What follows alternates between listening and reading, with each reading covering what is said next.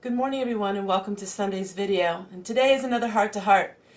And I'm going to be sorting through some feelings of mine. Now this video isn't for everyone, and depending on your personality, you won't find this video very interesting.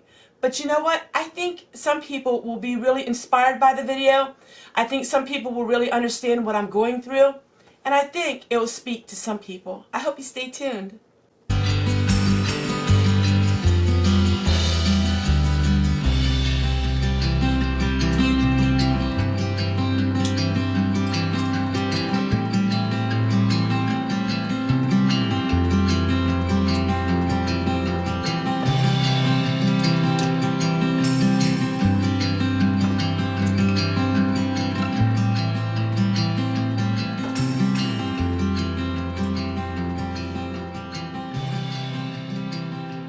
I couldn't sleep.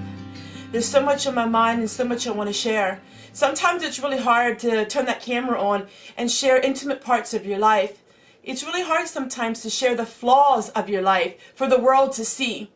But the reason why I do it is because I want you to see the human side of me, and I want you to understand the things about me that I'm working on.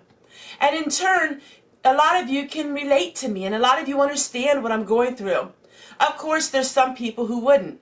What I'm about to talk about today, my grandma Fanny, she would say hogwash. She wouldn't really be interested in it because my grandma Fanny was my best friend, but she was so different than me. She wasn't into any kind of talking about things that were emotional. My grandma Fanny was called Stone-Faced Fanny because she was a matter-of-fact type of woman.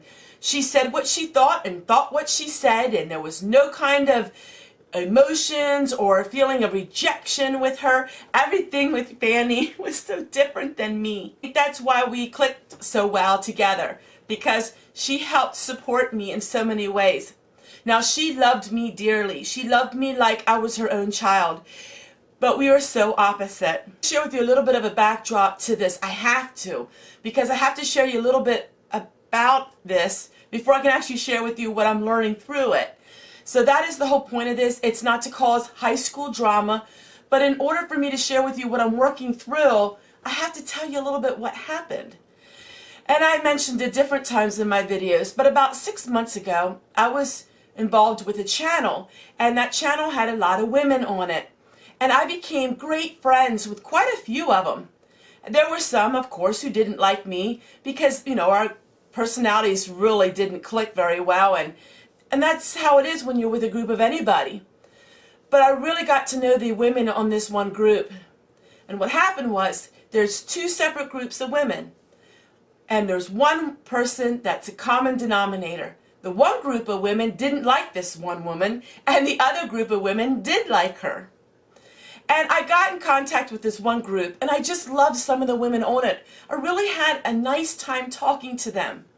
But when things got really volatile, I stood out and I said I would like to stay neutral. And I explained to everyone that I don't like certain things about the group. It's like high school when you have that clique, you know, everybody's gone through it. Now if you're a man and you watch this video, you probably can't relate too well.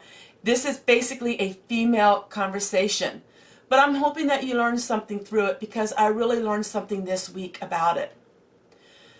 Then, of course, people on both sides started attacking me because they said I was a flip-flopper. In other words, I like this group and I like this group, but I can't like both groups. I have to like one group because if I like the one group and not the other group, then the other group thinks I don't like the other group, and you can't.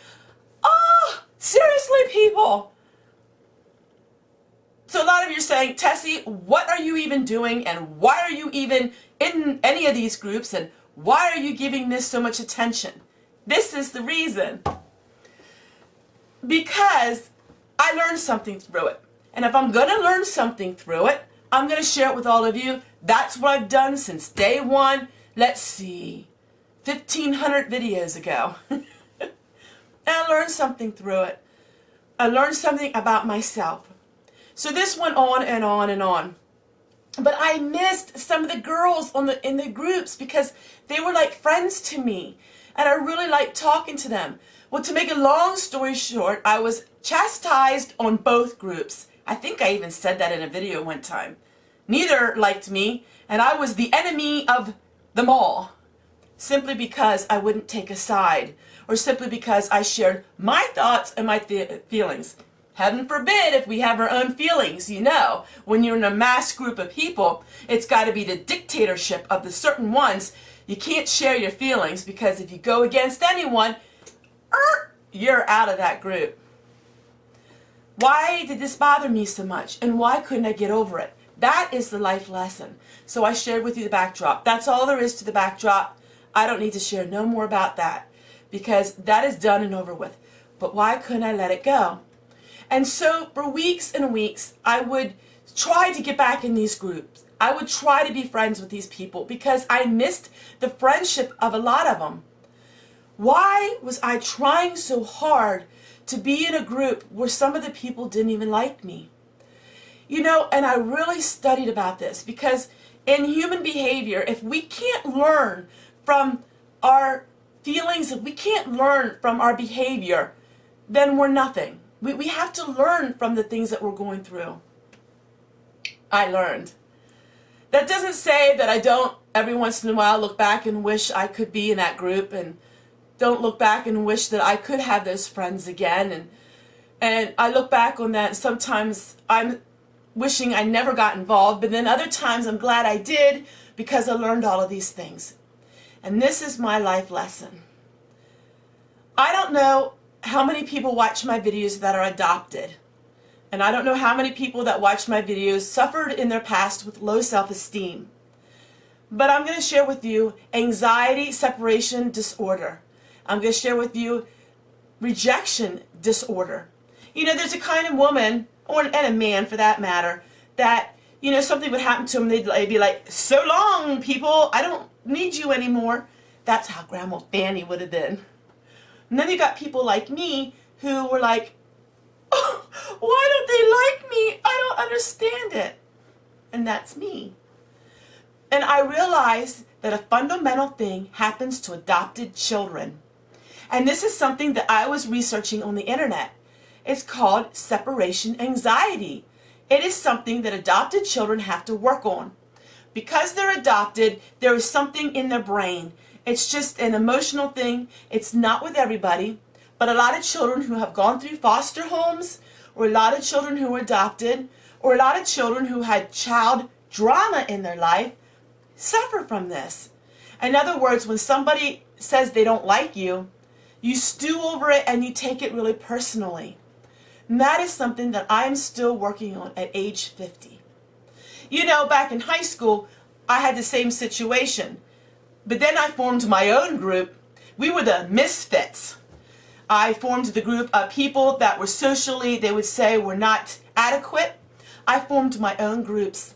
Some of the people had trouble in their homes. Some of the people had trouble with learning. Some people had other disabilities. We formed our own group, and we were an amazing group.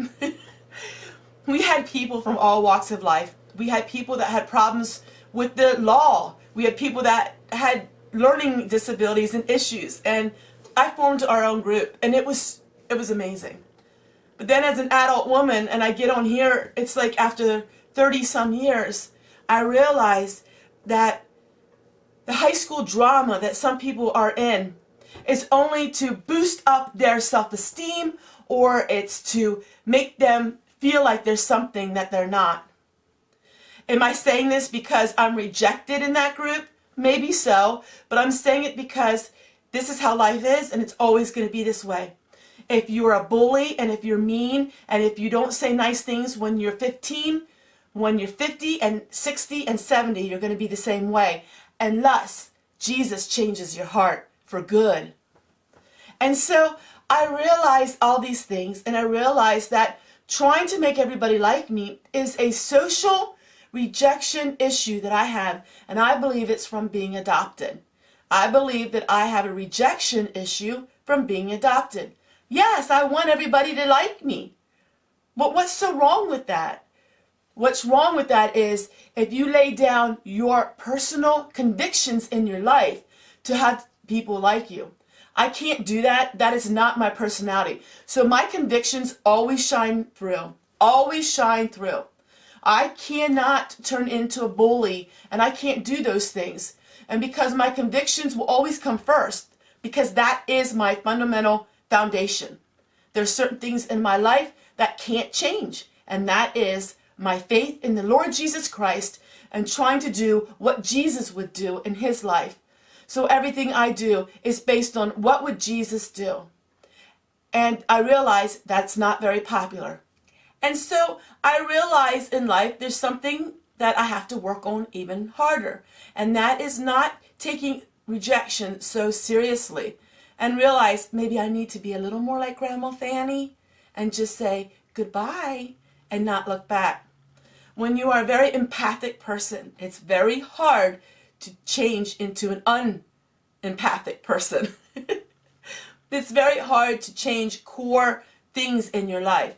But in order to self-preserve your emotions and your feelings, sometimes in life you do have to have the stiff upper lip and not worry so much. Some of you have children or grandchildren that are adopted, and maybe you really don't know much about it, but adopted children oftentimes go through this, and it doesn't matter their age. Adopted children were overemphasized trying to be friends with everyone. Adopted children just inherently try to please everyone. That's just something that it is because of the background that we've gone through. It's almost something that you can't hardly, it's just something that's very automatic. It's like you can't think about it. It's just there. It's just part of you. It's like you don't realize it until after it's all said and done. I don't want to be in either of those groups anymore. And a few of the women talk to me on my channel. And I realize in life it's not fair. And I realize that there is a lot of, in life there's a lot of hypocrites. And a lot of people that will choose to forgive some people, but not choose to forgive others. I realize that in life. And I realize not everybody's empathic. Not everybody has feelings for the other person. And I realize that in life, you don't really need to try to please everyone. I realize that. I tell myself that daily. I realize that. But sometimes there's some things in our lives that are very hard to work on, very hard to change. When you have a thinking your whole life, a way of thinking and a way of feeling, and all of a sudden having to try to change that, it's really hard. It is, and it's something I'm working on. So I hope you understand this video. And if it's not for anybody, it's just for me. It's just for me to voice and share with all of you things that I'm working on. You know, like I told you in my other video, when you're a child and things happen and you don't have a voice, sometimes you take that mentality with you. And you take that with you and you feel like you still don't have a voice. And I'm reaching out because I know this video will upset a handful of people.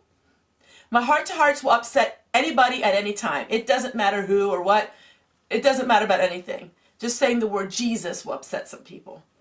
But I know this video is going to help more people than it's going to upset. And that is where I try to keep my focus on. And so if you deal with rejection issues, and you deal with issues of being adopted, or you have low self-esteem, and when somebody rejects you and you feel like it's all your fault, just remember that you're not alone. And no matter how old you are, there's still that childlike spirit inside you that does get hurt. And you need to acknowledge that and say, yes, that hurt me deeply. But you know what? I'm an adult now, and I can go on and I can keep my head held high and know that I've done the right thing.